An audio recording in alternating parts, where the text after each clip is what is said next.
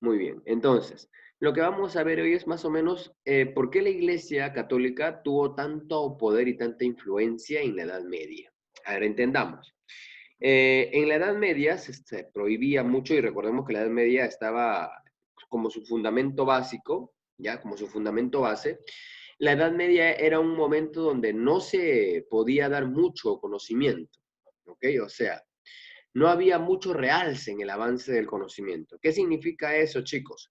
Que literalmente en la Edad Media el conocimiento, la tecnología, las ciencias se habían estancado.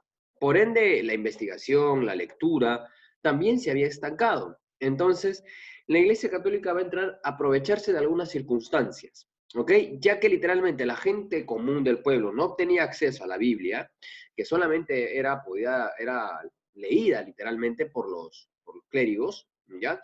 Se puede decir también que fue un momento de aprovechamiento, ¿ok? Ya que la gente era ignorante de lo que se leía, ya era ignorante de lo que se podía leer o lo que había dentro de la Biblia, ya que incluso hasta en latín estaba literalmente, se leía mucho en latín, entonces la gente ni entendía por último, ¿no? O sea, cuando habían reuniones eclesiásticas en las iglesias, los párrocos hablaban en latín, leían la Biblia en latín, pues la gente que no sabía el latín, pues solamente iba y se sentaba y se quedaba ahí, ¿no? No había una interpretación en el idioma que ellos quisieran, en su idioma, ¿no? Que ellos quisieran. Entonces la iglesia fue aumentando su poder debido a que, aquí como lo vamos a ver ahorita, ya aquí en esta diapositiva, va a tener una estrecha relación con el poder político, ¿ok? O sea, se va a mezclar muchísimo con la política. Y es algo que la religión no debería hacer, ¿ok? Mezclarse con la política. Al mezclarse con la política, literalmente, pues esta se va a ver muy influenciada a nivel económico, a nivel social, va a tener un estrato social también, va a predominar en algunos aspectos civiles, ¿ya? Pero también va a tener medios de control.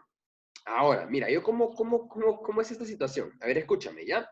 Normalmente, justo en el periodo de la Edad Media, cuando ya vamos a terminar esto, porque el otro año ya también vamos a ver esta situación, ya acerca de la reforma, algo llamado la reforma protestante o la reforma de Martín Lutero, ya que literalmente es guiada en base a que él quería reformar la Iglesia Católica, porque la Iglesia Católica estaba adjudicándose ciertas cositas que no eran correctas. Por ejemplo, vender las indulgencias. ¿Qué eran las indulgencias? Eran documentos que la iglesia hacía, ya, a favor de un pecador, entre comillas, que le daba o le otorgaba el derecho o el acceso al cielo. Así haga lo que haga. O sea, tú puedes ser un borracho y pues ellos te hacían un documento, te escribían un documento y tú pagabas por ese documento y pues sigue haciendo tu vida de borracho que igual te vas al cielo. La mejor medida de prevención para ellos era el miedo. ¿Ya? Y para eso existía lo que es la excomunión. ¿Qué significa? Que si tú ibas en contra de la iglesia, también te hacían un documento, ¿ya? Firmado por el Papa, y pum, colocaban su sello, y pues nunca más tendrías acceso al cielo. O sea, se tomaba una consideración o se tomaba una connotación muy, muy errada que la iglesia se había adjudicado a sí misma. Quiere decir que la iglesia se estaba tomando atribuciones que no le correspondían. Y pues para ir en contra de aquellas personas que no le hacían caso, crearon algo llamado la Inquisición. En el Perú también se va a llamar como la Santa Inquisición. No Eran, importa que te ubiques. eran tribunales encargados de poder combatir las famosas herejías. Pero ¿qué cosa eran las herejías para la iglesia? Todo aquel que se iba en su contra. O sea, toda persona que iba en contra de la Iglesia Católica era un hereje y era llevado a este tribunal y lo sentenciaban a torturas porque ellos creían que el dolor era el medio de purificar la herejía, ¿no? Entonces, literalmente es por eso que los torturaban. Ya vamos a tener una clase exclusivamente para la Santa Inquisición más adelante. Pero más o menos la Iglesia Católica va a empezar a imponer sus ideologías en base al miedo, ¿ok? Ellos decían, no, pues la Tierra es plana.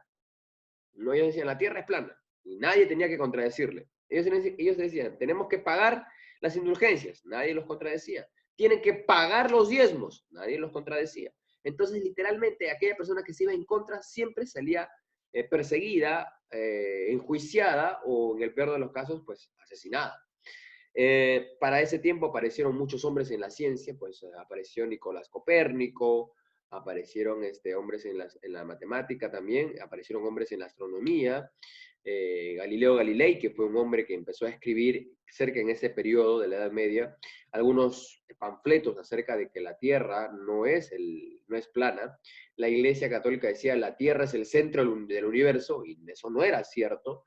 Entonces, todas esas cositas Galileo Galilei empezó a escribir y la Iglesia Católica lo amenazó de muerte. No, le dijeron, bien, te corriges de todo lo que has escrito o te mueres.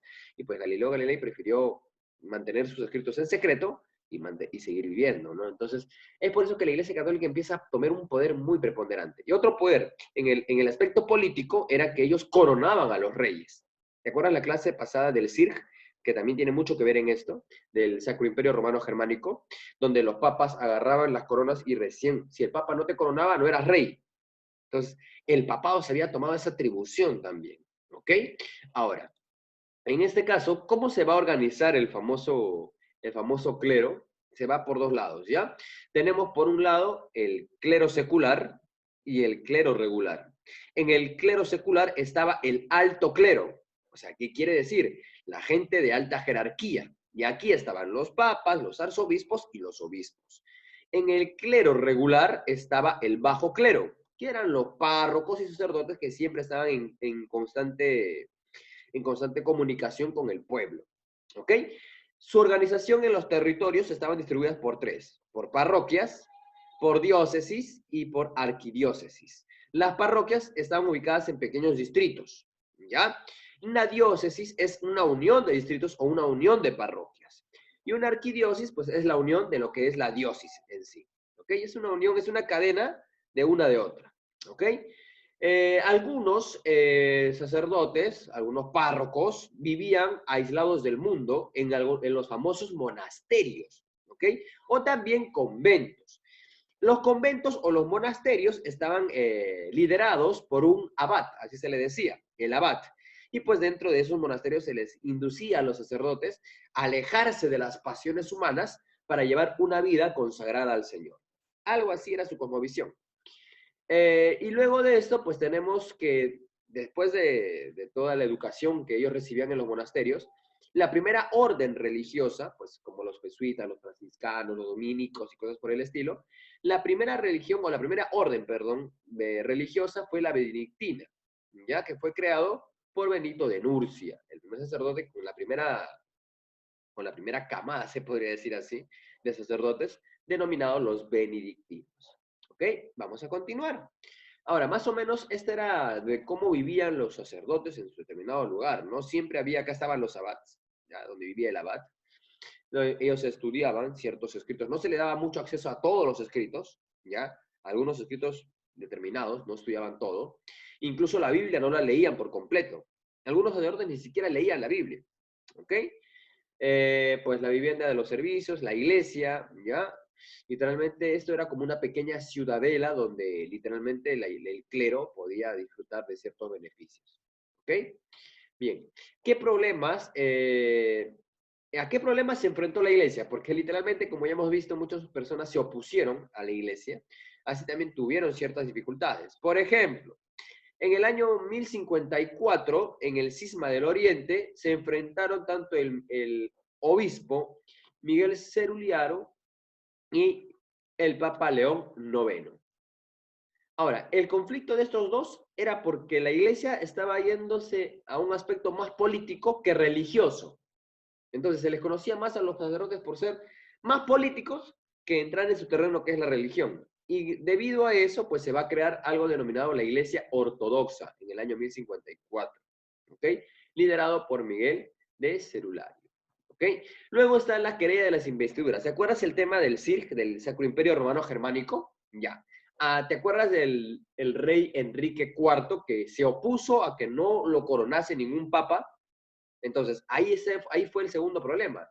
A este problema se le va a llamar la querella de las investiduras, que se realizó más o menos del año 1073 al año 1122, ¿ya?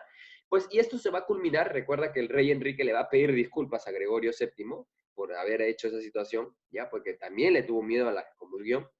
Entonces, eso se va a culminar con el Concordato de Worms en el año 1122, donde ahí va a quedar todavía estancado el poder todavía de la iglesia. O sea, la iglesia todavía mantiene el poder. Aparte de lo que Enrique se había revelado, recordemos que Enrique se va a arrepentir y le va a ir a pedir disculpas al Papa, ¿no? Entonces, para el año 1378 y el año 1417 se va a dar algo llamado la Cisma de Occidente, donde el rey Felipe IV ya va a usurpar la autoridad del Papa, nombrando él a un Papa francés, ¿ya?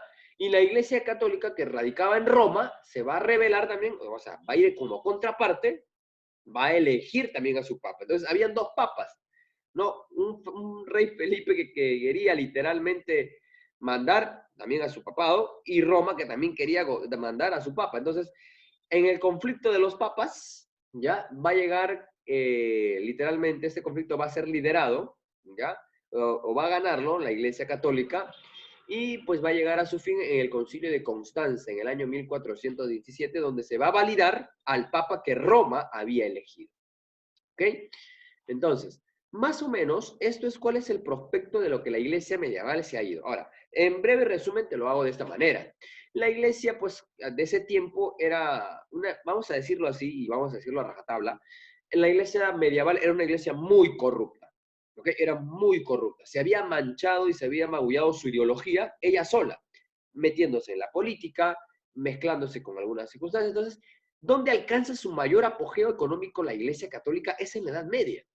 Bueno, la iglesia de la Edad Media también se adjudica a sí misma la muerte de muchos inocentes, ¿ok? La muerte de muchos inocentes, de gente que siempre estaba al lado del aspecto del uso de la razón. La iglesia católica los persiguió hasta matarlos. Entonces, literalmente podemos decir que la iglesia católica tuvo mucho de que entrever, literalmente, su organización.